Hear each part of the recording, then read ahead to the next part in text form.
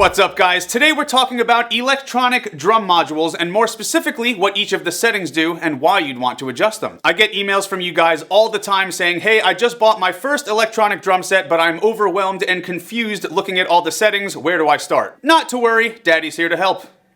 But it's definitely good to know this stuff so you can make your playing experience more customizable. Our example module I'll be using for this video is the brand new Mark II version of the ddrum DDTi. This just came out like a month ago, not even. This is probably the most affordable drum module out there that I would recommend. It's only 169 bucks. Also worth mentioning that this is more of a trigger interface than a sound module because there's not any actual sounds on the unit itself. If you look on the back, there's a USB output so we can connect this to the computer and pretty much use any drum sounds that we want or download from the internet, or you can use a VST sampler if you want. So this type of module is a really great alternative if you don't want to be limited to only using the sounds in the box. All right. First things first, if you haven't done so yet, make sure you plug all of your triggers or electronic pads into the appropriate inputs on the back of the module. In this case, I'm going to use the ddrum Chrome Elite triggers with the RTOM mesh heads, but if you want, you could also use these triggers with acoustic heads, of course. So plug the kick drum where it says kick, snare where it says snare, and so on. Now we have two options for linking this to the computer. We have that USB output, but we also have a MIDI output. Basically, the USB output is perfect for when you don't already have an audio interface or some kind of recording hardware. But since I have my overhead microphones plugged into my Focusrite interface, which is already connected to the computer with USB, I can use the MIDI output on the DDTi. This runs into the MIDI input on the interface, so now everything is linked. Oh, yeah! Okay, let's open my DAW. This is Cakewalk by BandLab's best free software out there in my opinion. Open MIDI devices, make sure my interface is selected as the MIDI input, since that's what the module is hooked up to. Now we can open our VST drum sampler of choice. Today I'm going to use Hertz drums. If you missed my recent In Flames drum cover video, this is the sampler I used for that song. These are sick drum samples. They were recorded in Poland at the same studio where Behemoth and Decapitated record. Ooh. Jump on their website, sign up to give it a try, and in 2 weeks they'll be giving away 100 copies to random people who signed up.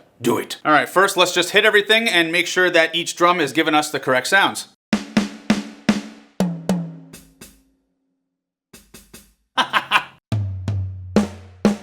Another snare. All right, we're gonna have to fix some stuff. Kick's good.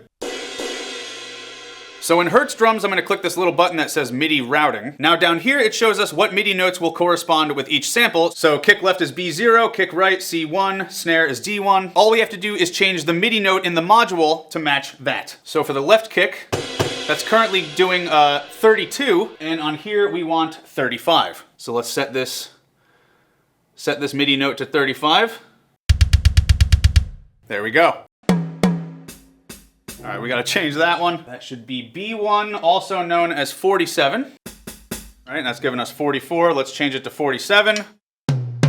What happened? Oh yeah, and for those of you guys who are wondering what's new on this new DDTi, first of all, they updated the firmware. It's now compatible with that new Apple M1 chip. And they also updated the trigger presets and the hi-hat presets. It's great! Okay, everything is routed. Now we can go over the module settings. You like? First, let's talk about sensitivity, also known as gain. This setting determines how loud the drum sample will be based on how hard you're hitting the pad. If you want to maximize the response when you're playing dynamically and you want it to pick up all your ghost notes and all the quieter hits as well as the loud hits, usually it's best to put your sensitivity around the middle or the lower end. Here's an example.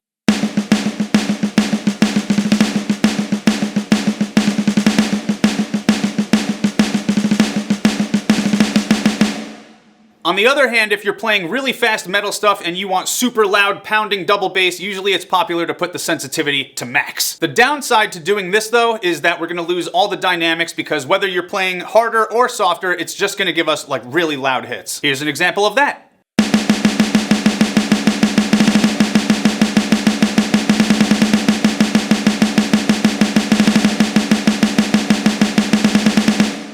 And since we lose all the dynamics by doing that, I usually only recommend maximum sensitivity on the kicks, and that's only if you're doing really fast metal stuff. Unless you want to sound like Nick Barker when he played for Dimmu Borgir, then just set all the sensitivity to maximum and you're good to go.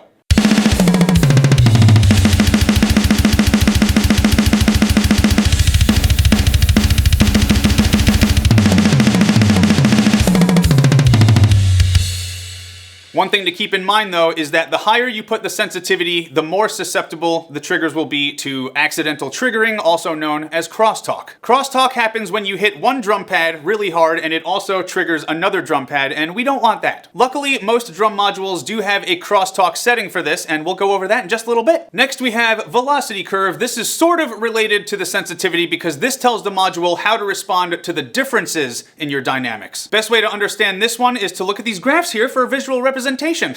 A linear curve will respond pretty much how you'd expect it to. If you hit soft, it'll play soft. If you hit hard, you'll get a loud sample. So this would coincide with medium sensitivity. Or if we want maximum sensitivity like we talked about earlier, we could probably use the constant or the fixed curve. This will make every hit the same volume regardless of how hard you're hitting. Personally, I usually go with linear for the snare and the toms, or sometimes offset, but then usually I'll go with constant for the kicks, especially if I'm doing the fast metal stuff. But definitely play around with the velocity curves and see which one you like better, because you might prefer one over the other depending on your playstyle. Next setting we're going to talk about is threshold. Some people confuse this one with sensitivity because it's still related to how hard you have to hit the drum. But remember, sensitivity deals with how loud of a sample sound we're getting, whereas threshold is going to deal with how hard you need to physically hit the drum or pad to even get it to make a sound at all. If you set the threshold really high, you'll need to hit the drum pretty damn hard in order for it to, trigger at all, but you probably won't get any ghost notes. Here's an example.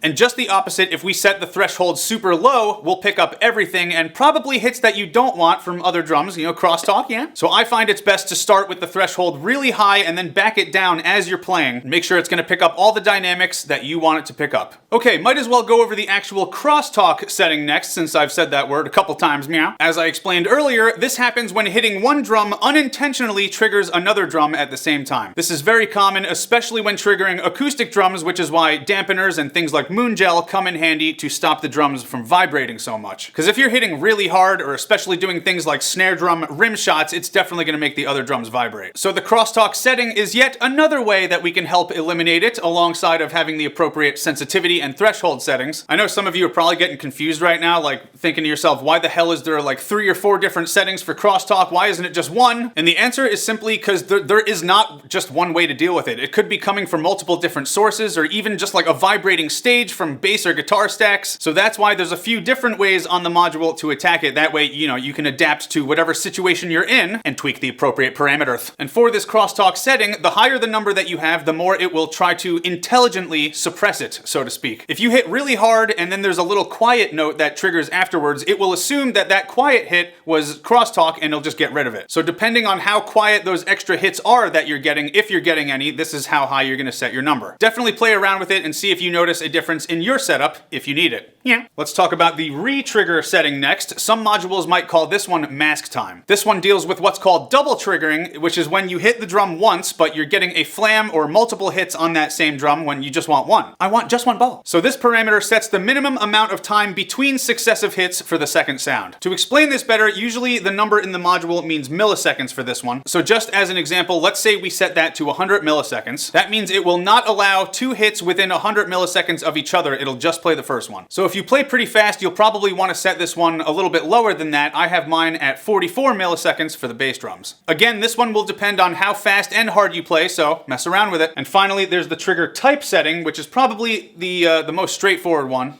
Oh, look, it says PP. This is where you tell the module what kind of triggers or pads you're using, because in some cases it'll behave differently. The most common type of trigger is called the piezo. These are what's on, the majority of drum triggers and electronic pads out there. And there's also the option for switch, and you'll want to select this one when you have an electronic cymbal pad that has a choking feature. And I guess that's pretty much everything, right? Yeah. Oh wait, nope, there's one more setting I forgot to mention. Sex.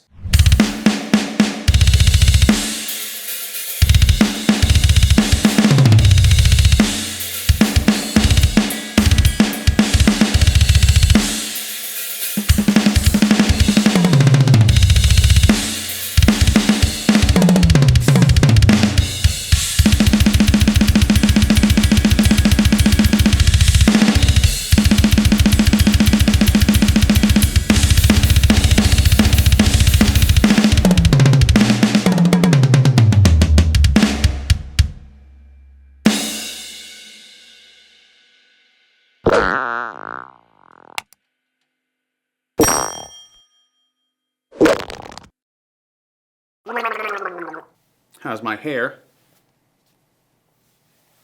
Probably should have checked this before I pressed record, right? Yep. Wasting everyone's time. That we can download from the internet, or you can use a drum sample VST plugin. Fuck your mouth. I fucking did it. I said that line. Holy fucking dick sauce cheese. Dick sauce cheese.